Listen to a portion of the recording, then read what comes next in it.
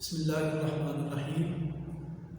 قتل حسین اصل میں مرگ یزید ہے، اسلام زندہ ہوتا ہے ہر کربلا کے بعد۔ شاہ است حسین، بادشاہ است حسین، دین است حسین، دی پناہ است حسین، سردار نداد دست در دست یزید، حقہ کے بنا لا الہ است حسین۔ عزیز طلبہ و طالبات، میں ہوں سید وسیم عباس۔ امید ہے کہ آپ خیر و عافیت سے ہوں گے۔ اللہ تعالیٰ آپ کو خوش و خرم رکھے۔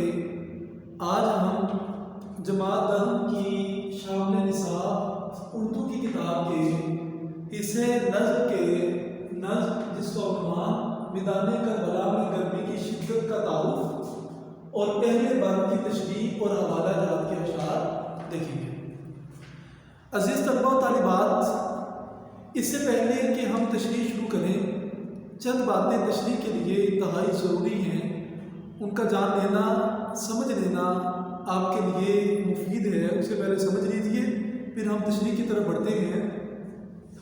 سب سے پہلے یہ جان لیجیے کہ میدان کربلا میں گرمی کی شدت صنف ادب کے اعتبار سے مرثیہ نگاری ہے۔ مرثیہ نگاری کسے کہتے ہیں؟ کسی مرحوم شخص کی وفات کے بعد کسی مرحوم شخص کی تعریف میں لکھا گیا کلام مرثیہ نگاری کہلاتا ہے۔ دوبارہ پھر سماعت کر لیجیے۔ ہم اس معاشرے میں زندگی گزارتے ہیں، شب و روز ہماری آنکھوں کے سامنے کئی افراد اس دنیا سے رخصت ہو رہے ہیں۔ کوئی بھی شخص اس دنیا سے رخصت ہو جائے، اس کی تعریف میں لکھا گیا کلام شاعری مرثیہ نگاری کہلاتا ہے۔ دوبارہ پھر سماعت کر لیجیے۔ فوت شدہ شخص کے اوصاف حمیدہ شاعری میں بیان کرنا مرثیہ نگاری کہلاتی ہے۔ عزیز طلبہ و طالبات، یہ نظم حیت کے اعتبار سے مسدس ہے۔ حیت کسے کہتے ہیں؟ کسی بھی نظم کے ایک بند کے 3 مصرے یا 6 مصرے یا 3 اشعار ہو تو اسے کہتے ہیں مسدس۔ مثال کے طور پر فرض کرتے ہیں یہ بند ہے، ایک مصرع، دوسرا مصرع، تیسرا، چوتھا، پانچواں، چھٹا، یعنی 3 اشعار اور 6 مصرے۔ ایسی نظم جس کا ہر بند 3 اشعار یعنی 6 مصروں پر مشتمل ہو اسے کہتے ہیں مرثیہ نگاری۔ اگر بات کی جائے میر انیس کی، کلیات میر انیس کی، تو اس میں 194 بند ہیں۔ 194 بند میں سے 6 بند ہمارے سلیبس میں شامل ہیں۔ اگر منظر نگاری کی بات کی جائے تو اس نظم میں منظر نگاری خلاف حقیقت ہے۔ اس سے پہلے میں آپ کو یہ بات بتا دینا چاہتا ہوں کہ میر انیس نے میدان کربلا دیکھا نہیں ہے، صرف تخیلاتی طور پر خیالات کی دنیا کے اندر میر انیس نے میدان کربلا کی منظر نگاری کی ہے، اور یہ منظر نگاری کیونکہ انہوں نے دیکھا نہیں ہے، یہ خلاف حقیقت ہے۔ یعنی اس نظم کا، اس مرثیہ نگاری کا میدان کربلا کے ساتھ، اس کی حقیقت کے ساتھ کوئی تعلق نہیں ہے۔ اب سوال یہ پیدا ہوتا ہے کہ میر انیس نے مبالغہ آرائی کرتے ہوئے، باتوں کو بڑھا چڑھا کر بیان کرتے ہوئے، انہوں نے یہ مرثیہ نگاری خلاف حقیقت کیوں کی؟ تو یاد رکھیں کہ جس دور میں میر انیس نے مرثیہ نگاری کی ہے، جو ان کا دور ہے، دور زندگی، اس دور میں کوئی بھی شاعری بہتر اس وقت سمجھی جاتی تھی جب اس میں باتوں کو بڑھا چڑھا کے بیان کیا جاتا تھا، بے حد مبالغہ آرائی کا استعمال کیا جاتا تھا۔ یعنی شاعری میں مبالغہ آرائی کا استعمال اس دور میں حسن سمجھا جاتا تھا شاعری کا۔ تو میر انیس نے اپنے دور کے مطابق شاعری ٹھیک کی ہے، خوبصورت شاعری کی ہے۔ بعد میں اردو کی نشاط ثانیہ کا دور آتا ہے سر سید احمد خان، تو اس دور میں سچ کی بنیاد رکھی گئی۔ اس سے پہلے کو اگر دیکھا جائے تو جو میر انیس کا دور ہے اس میں باتوں کو بڑھا چڑھا کر بیان کیا جاتا ہے۔ وہ ایک شعر مثال کے طور پر میں سمجھاتا ہوں، اتنا نازک ہے میرا محبوب کے کلشب، جگنوں کو پکڑتے ہوئے ہاتھ جلا رہا۔ اب آپ دیکھیں کہ کبھی جگنوں کی لائٹ کو ہاتھ لگے تو ہاتھ جل سکتا ہے؟ کبھی بھی نہیں جل سکتا۔ تو یہ بات کو بڑھا چڑھا کے بیان کیا گیا ہے۔ تو اسی طرح میر انیس نے بھی اپنی شاعری کو بڑھا چڑھا کر بیان کیا ہے۔ عزیز طلباء و طالبات، اگر اسلوب تشریح کی بات کی جائے، جو نظم دو مصروں پر اشعار مشتمل ہوتے ہیں، تو اس نظم کے اندر تشریح کرنے کا جو انداز ہوتا ہے وہ یہ ہوتا ہے کہ کسی بھی پیپر میں جو بورڈ میں ہمیں دیا جاتا ہے اس میں حصہ نظم سے 4 اشعار آتے ہیں، ہم نے 3 اشعار تشریح کے طور پر لکھنے ہوتے ہیں۔ اب بند ایسی شاعری کو کہتے ہیں، ایسے مصروں کے مجموعے کو کہتے ہیں کہ اس میں ایک ہی بات مکمل ہوتی ہے۔ اب پیپر میں فرق کرتے ہیں کہ یہ پہلا پہلے بند کا یہ پہلے 2 مصرے پہلا شعر دے دیا جاتا ہے۔ اب ہم نے اس بند کی تشریح کرنی ہے، کیونکہ اگر صرف ان 2 مصروں کی تشریح کریں گے تو بات سمجھ میں نہیں آئے گی۔ تو پھر تشریح کرنے کا طریقہ ہمارا یہ ہوگا کہ آپ نے مفہوم انہی 2 مصروں کا کرنا ہے، لیکن جب آپ نے تشریح کرنی ہے تو ساتھ والے مصروں کو ساتھ ملانا ہے۔ ایک مرتبہ دوبارہ بھی سماعت کر لیجیے کہ پیپر میں 4 اشعار دیے جاتے ہیں جو 2 مصروں پر مشتمل ہوتے ہیں، ان کی تشریح ان میں سے 3 اشعار کی تشریح کرنی ہوتی ہے۔ بند چونکہ 6 مصروں پر مکمل ہوتا ہے، کوئی بھی بات 6 مصروں میں مکمل ہوتی ہے۔ پیپر میں 2 مصرے دے دیے جاتے ہیں، اب 2 مصروں میں بات مکمل نہیں ہو رہی، اس لیے اب تشریح کے دوران ہمیں اس بات کو مد نظر رکھنا ہوگا کہ ہم نے مفہوم انہی 2 مصروں کا کرنا ہے، لیکن جب ہم نے تشریح کی طرف بڑھنا ہے تو باقی جو 4 مصرے ہوں گے، یعنی پورے بند کے 6 مصرے اور ان 2 مصروں کے علاوہ جو باقی 4 مصرے ہوں گے، تشریح کرتے وقت ہم نے ان مصروں کو بھی اس کے ساتھ ملانا ہوگا۔ یہ اسلوب منظر نگاری ہے۔ اب بڑھتے ہیں تشریح کی طرف، تو کتاب کھول کر سامنے رکھ لیجیے۔ میدان کربلا میں گرمی کی شدت، یہ نظم نکال لیجیے۔ پہلا بند ہم شروع کرتے ہیں۔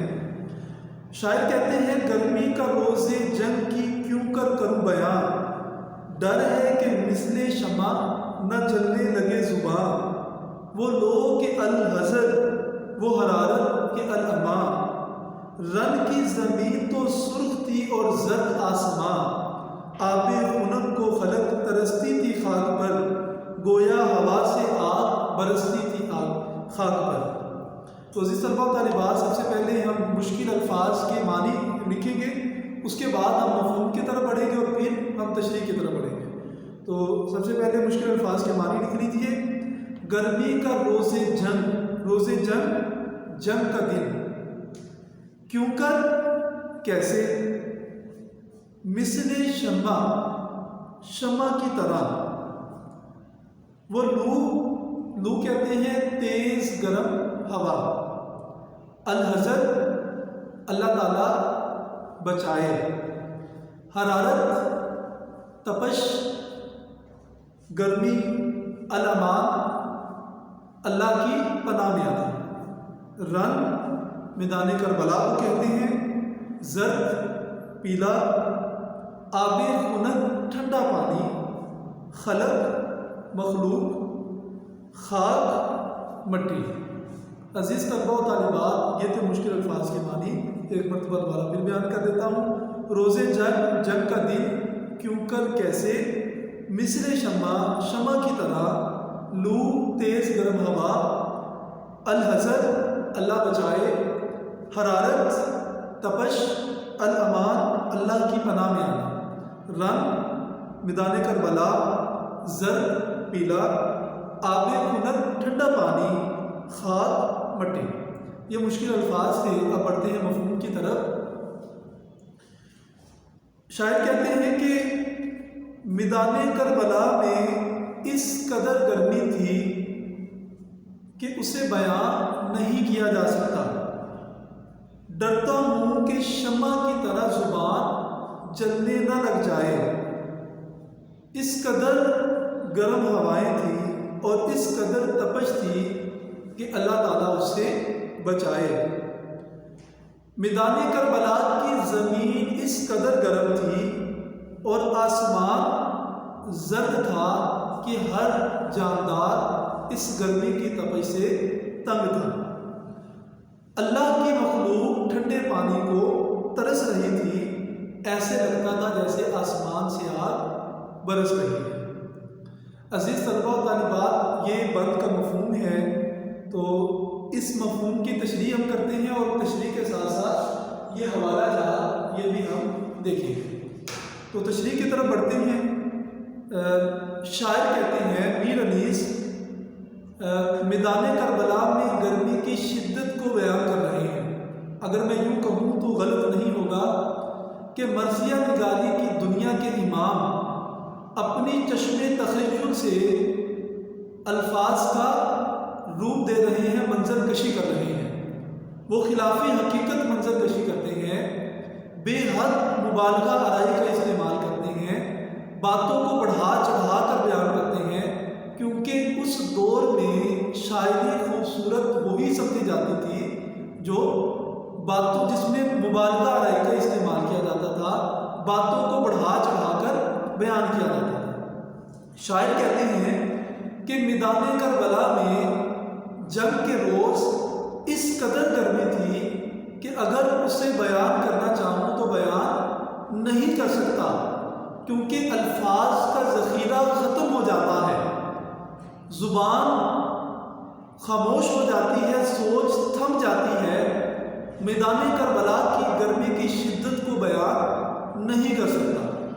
وہ کہتے ہیں کہ اس قدر گرمی تھی کہ اگر اپنی زبان سے اس گرمی کو بیان کروں تو میں ڈرتا ہوں کہ کہیں میری زبان شمع کی طرح جلنے نہ لگ جائے. اور تیز گرم ہوائیں چل رہی تھی اور اس قدر تپش تھی کہ ہر جاندار چیز اس گرمی کی شدت سے تنگ آ چکی تھی. ہر چیز اللہ تعالیٰ کی پناہ میں آنا چاہتی تھی، ہر چیز اس گرمی کی شدت سے بچنا چاہتی تھی. شاعر کہتے ہیں کہ اس گرمی کی شدت کو اگر زبان سے بیان کرنا چاہوں تو نہیں کر سکتا. جس کو ایک شاعر نے یوں کہا ہے، ہر شے ہے کوئی ملال بڑی تیز دھوپ ہے، ہر لب پہ ہے سوال بڑی تیز دھوپ ہے. اور ملال رنجیدہ، پریشان، یعنی ہر چیز پریشان ہو چکی ہے، ہر چیز رنجیدہ ہے اس وجہ سے کہ بڑی تیز دھوپ ہے، گرمی کی شدت اس قدر ہے. میدان کربلا چونکہ ایک صحرائی خطہ ہے جہاں موسم سرما شدید اور طویل ہوتا ہے. حضرت امام حسین کو جب اہل کوفہ نے خطوط لکھے تھے کہ آپ کوفہ تشریف لائیے، ہم آپ کی بیعت کرنا چاہتے ہیں اور یزید کی بیعت نہیں کرنا چاہتے. جب آپ اپنے خانوادہ کے ساتھ، اپنے خاندان کے ساتھ گھر سے چلتے ہیں اور میدان کربلا میں پہنچتے ہیں تو یزیدی لشکر نے آپ کو میدان کربلا سے آگے نہیں بڑھنے دیا. آپ نے وہیں پڑاؤ ڈالا، وہیں قیام کیا. تو اسی جگہ پر اس قدر گرمی تھی کہ میر انیس کہتے ہیں کہ زمین گرمی کی شدت سے سرخ ہو چکی تھی، گویا کہ زمین خشک کا منظر پیش کر رہی تھی. خشک کہتے ہیں اینٹ کو.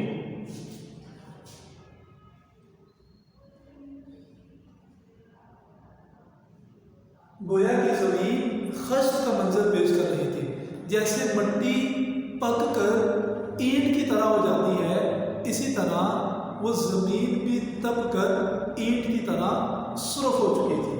اور آسمان، کیونکہ جب پانی زمین سے آسمان کی طرف جاتا ہے تو وہ آبی بخارات جو آسمان فضا میں ہوتے ہیں وہ گرمی کی شدت سے جب خشک ہو جائے اور سورج کی تپش زیادہ ہو تو انسان آسمان کی طرف دیکھے تو آسمان زرد زرد سا محسوس ہوتا ہے۔